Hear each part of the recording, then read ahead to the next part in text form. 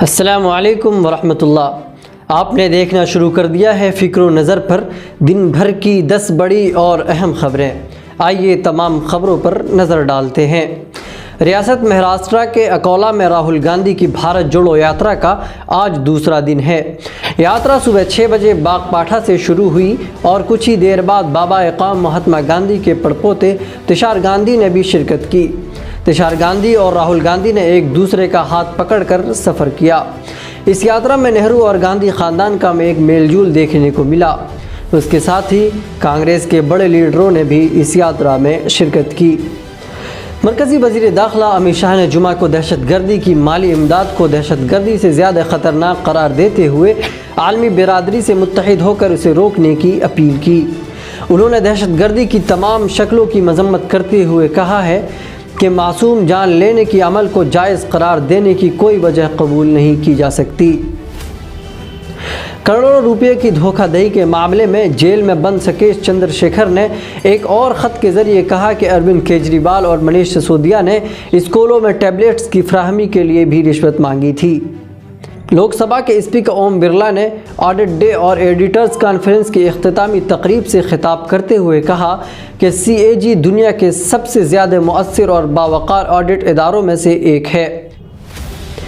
ایوان اور پارلیمانی کمیٹیوں کے اندر سی اے جی کی رپورٹ پر بحث اور مثبت تجاویز سے ملک کی جمہوریت مضبوط ہوتی ہے۔ جموں کشمیر کے سابق وزیر اعلیٰ اور member parliament doctor Farooq Abdullah نے اپنی جماعت نیشنل کانفرنس کی صدارت کے عہدے سے استعفیٰ دیا ہے۔ فاروق عبداللہ کا یہ اعلان پارٹی کے لیے حیران کن تھا۔ نیشنل کانفرنس نے اب پارٹی کے دستور کے مطابق نئے صدر کے انتخاب کے لیے 5 دسمبر کا دن مقرر کیا ہے۔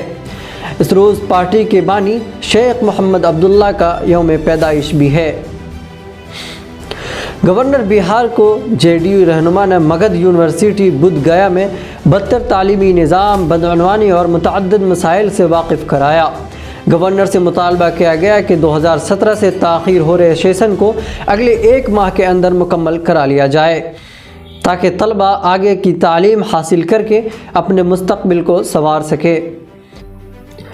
بھارتی شہریوں کو اب سعودی عرب جانے کے لیے ویزا حاصل کرنے کے واسطے پولیس کلیئرنس سرٹیفکیٹ جمع کرانے کی ضرورت نہیں ہوگی۔ سعودی عرب کے سفارت خانے نے جمعرات کو یہ اعلان کیا۔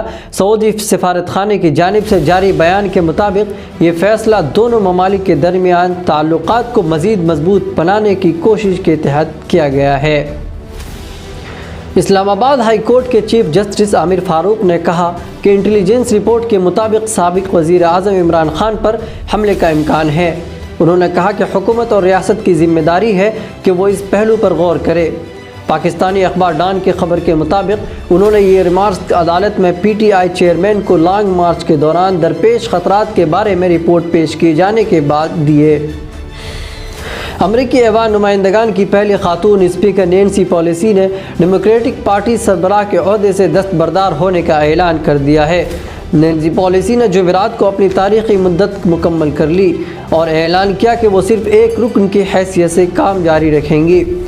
نینسی پیلوسی نے اعلان کیا ہے کہ وہ جنوری میں ایوان میں ریپبلیکنز کے کنٹرول سنبھالنے پر عہدہ چھوڑ دیں گی۔ اب وقت آ گیا ہے کہ وہ نئی نسل ڈیموکریٹک کی قیادت کرے۔ جب سے ایلون مسک نے ٹویٹر خریدا ہے، تنازع تھمنے کا نام نہیں لے رہا ہے۔ اب خبریں موصول ہو رہی ہے کہ ٹویٹر کے سینکڑوں ملازمین نے استعفیٰ دے دیا ہے۔ غیر ملکی میڈیا رپورٹس کے مطابق ٹویٹر کے ملازمین کو ایک گوگل فارم بھرنے کو کہا گیا تھا جس میں پوچھا گیا تھا کہ کیا وہ ٹویٹر پر رہنا چاہتے ہیں۔